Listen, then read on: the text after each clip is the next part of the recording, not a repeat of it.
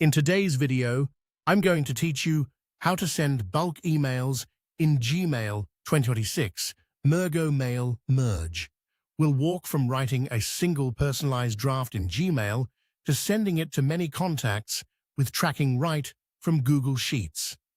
Start by signing in to Gmail.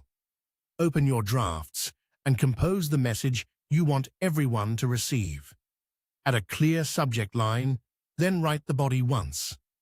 Where you want personalization, type placeholders like first name, she, last name.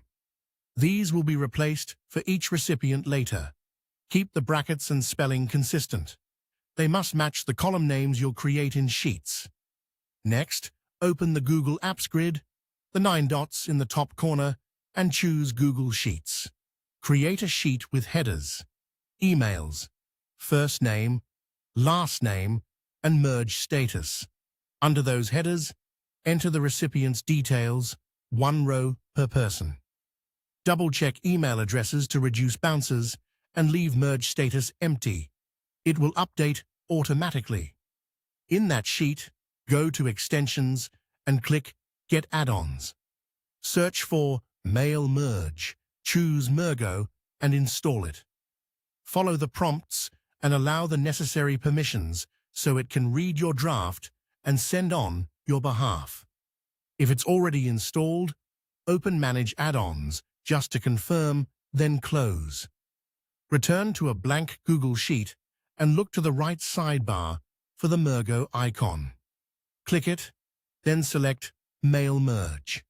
Mergo will open and detect the Gmail draft you just prepared. Pick that draft and, if you like, edit the sender name shown to recipients.